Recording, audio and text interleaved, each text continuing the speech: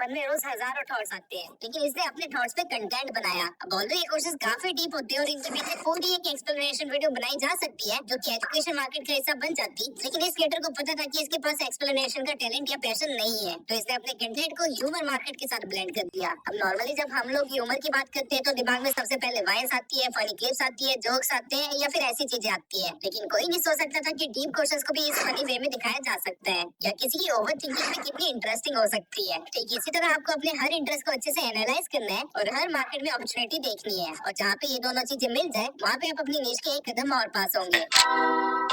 अब हर चीज जिसकी मार्केट में डिमांड है जरूरी नहीं कि उसकी अपनी वैल्यू भी हो। नीड डिसाइड करते टाइम मनी हमेशा एक इम्पोर्टेंट फैक्टर रहेगा, लेकिन सिर्फ मनी के बेसिस पे अगर नीड डिसाइड करोगे तो आपका फेल होना ग्रेटेड है। और रीजन आपकी वीडियोस नहीं होगी बल्कि आपका माइंड होगा, क्योंकि जो चीज आप सिर्फ पैसों के लिए करते हैं उसे आप एज अ जॉब करते हैं, और अगर आपने यूट्यूब को एज अ जॉब किया तो कभी ना कभी यहाँ से फ्रस्ट्रेट होकर इसको छोड़ने की कोशिश करेंगे या फिर नीड चेंज करते रह जाएंगे। यूट्यूब एक बिजनेस है ना कि जॉब, और बिजनेस हमेशा वही करना चाहिए जो कि आता है, ना कि वो जो दिखने में अच्छा हो। यूट्यूब की हर नीश की वैल्यू अलग है, यानी कि हर नीश वाले को अलग सीपीएम मिलता है, और अगर मैं इनको सीक्वेंस में लगाऊं तो ये लिस्ट कुछ इस तरह से बनेगी। आप आराम से इसे देख सकते हैं। अब मार्केट एनालिसिस के बाद आपको ये देखना है कि आप अपनी नीश से कितना मनी जनरेट कर पाएंगे। आपको एक एग्जैक्ट नंबर तब तक पता नहीं चलेगा जब तक आपका चैनल मोनेटाइज ना हो जाए, लेकिन आप एक अप्रॉक्स अमाउंट लेके चल सकते हैं जो कि आप खुद भी कैलकुलेट कर सकते हैं। आपको सबसे पहले ये पता करना है कि आपकी नीश का एग्जैक्ट सीपीएम क्या है। ये आप अपनी नीश के किसी बड़े क्रिएटर के क्यूएनए में जाके पता कर सकते हैं। सीपीएम से और आपकी नीश के एवरेज व्यू से आपके एड रेवेन्यू में कितना जनरेट कर पाओगे वो निकल जाएगा।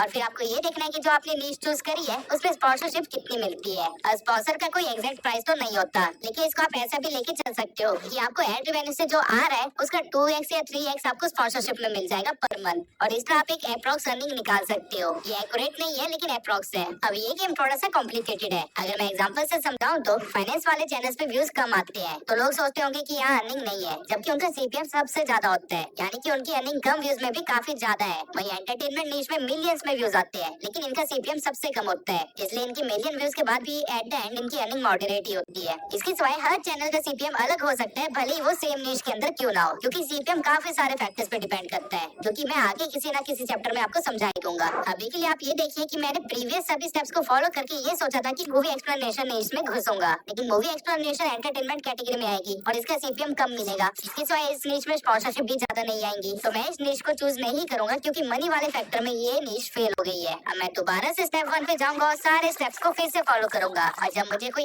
ऐसा टॉपिक या सब टॉपिक मिल जाएगा जो इन तीनों सर्कल्स के अंदर फिट हो तो मैं उसे एज अपनी नीश चूज कर लूंगा। अब वैसे तो इतने में आपकी नीश डिसाइड हो जाएगी, लेकिन अब एज अ क्रिएटर चीजों को ना देखते हुए एज अ बिजनेसमैन भी चीजों को देखते हैं। लेट्स अज्यूम आपने प्रीवियस सारे पॉइंट्स को फॉलो करके अपना एक कंक्लूजन निकाला कि आप हेल्थ एंड फिटनेस से रिलेटेड चैनल खोलेंगे जहाँ पे आप एक्सरसाइजेस बताएंगे, लेकिन आप सोचिए कि क्या ये काम आप अगले 5 साल तक कर सकते हैं? क्या 5 साल बाद भी आप अपनी ऑडियंस को कुछ यूनिक प्रोवाइड कर पाएंगे? बेसिकली हम 6 मसल्स को ट्रेन करते हैं। अगर आप 6 मसल्स की 10 अलग अलग एक्सरसाइजेस भी बताएंगे, वो भी 10 अलग अलग वीडियोस में, और मान लेते हैं कि आपने थोड़े बहुत चेंजेस करने के बाद इसको रिपीट भी कर लेते हैं, तो भी आप सिर्फ 120 ही वीडियोस बना पाएंगे, जो कि आप आराम से 1.5 साल के अंदर कवर कर लेंगे। फिर आप क्या करेंगे? क्योंकि दोबारा कंटेंट रिपीट करने के बाद तो चैनल डेड हो जाएगा, यानी कि व्यूज आना ही बंद हो जाएंगे। अब इस टाइम पे आपको अपने चैनल का नीश चेंज करके एक व्लॉग चैनल बनाना पड़ जाएगा। और ठीक इसी तरह जहाँ आपने चैनल स्टार्ट करने के टाइम सोचा था कि सिर्फ 1-2 घंटे एक्सरसाइज करके रिकॉर्ड करके वीडियो डाल दूंगा, अब आपको पूरा दिन कैमरे के सामने रहना पड़ेगा। और हो सकता है कि ये चीज आपको लंबे टाइम तक पसंद ना आए, क्योंकि हम सब में से हर कोई इतना ज्यादा सोशल नहीं है। और वहीं दूसरी साइड जिसने मूवी समरी पे भी चैनल खोला होगा वो 10 साल बाद भी यूनिक वीडियो डाल सकता है। तो फिटनेस में पैसा तो ज्यादा है, जो कि आप 2 साल तक अच्छा खासा कमाओगे भी, लेकिन फिर आप कंगाल होने लग जाओगे। वही एंटरटेनमेंट नीश वाला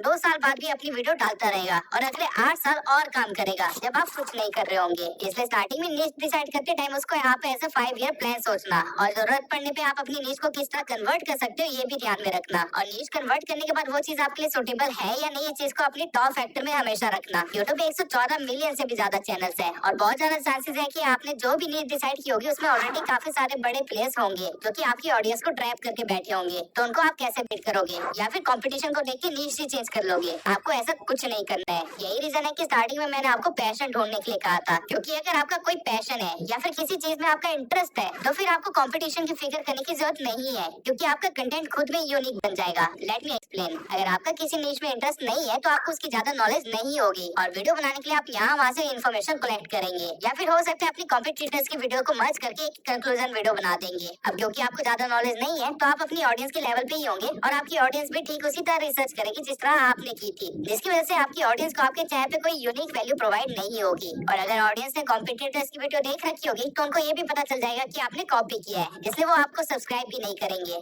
एज अ रिजल्ट आपको ग्रोथ नहीं दिखेगी, आप फ्रस्ट्रेट हो जाएंगे और चैनल बंद कर दोगे, क्योंकि ये आपका पैशन नहीं था और आपको कोई मजा नहीं आ रहा था ये काम करने में। आप सिर्फ ग्रोथ के चक्कर में घुस गए थे इस नीश के अंदर और लेटर ऑन आपको वो भी नहीं मिली। वहीं अगर आपने अपने पैशन पे काम किया होगा तो आप खुद ही यूनिक वैल्यू प्रोवाइड कर रहे होंगे और लोग उसे पसंद भी करेंगे। और अगर ग्रोथ धीरे भी हुई तो भी आपको मजा आ रहा होगा, क्योंकि आप अपने मजे के लिए ही काम कर रहे होंगे। इसका बेस्ट एग्जांपल भुवन वामी है, जो कि क्लब्स में गिटार बजाने से अभी खुद की सीरीज बनाने तक का पूरा सफर मजे में पार कर गया। आपको कॉम्पिटिटर की फिक्र सिर्फ तब करनी चाहिए जब आप किसी को एग्जैक्टली कॉपी कर रहे हो। अगर आपका थोड़ा सा भी किसी कंटेंट में अपना स्टाइल है तो आपको कॉम्पिटिटर से कोई फर्क नहीं पड़ेगा। अब मैंने शॉर्ट टर्म से लेकर लॉन्ग टर्म तक वो सारे फैक्टर्स कवर कर लिए जो आपको ध्यान में रखने चाहिए अपनी नीश को डिसाइड करते टाइम। लेकिन स्टिल अगर आपका एक्सपोजर कम है, आपको नहीं पता कि यूट्यूब पे किस किस तरह की नीशेस चल रही है, किस कंटेंट में आप घुस सकते हैं, या फिर आपको थोड़े बहुत सजेशन चाहिए, तो आप आगे देखते रहिए। मैंने 20 के करीब कुछ नीशेस सजेस्ट कर रखी है, वो भी उनके सीपीएम के साथ, और कुछ चैनल के रेफरेंसेस भी दे रखे जो कि ऑलरेडी वो काम कर रहे हैं। और बाय चांस अगर आपने ऑलरेडी सोच लिया है कि आप किस नीश पे वर्क करने वाले हैं तो इस वाले पार्ट को स्किप करके आगे बढ़ जाइए, जहाँ पे मैंने अब सिखा रखा है कि चैनल को कैसे सेटअप करें।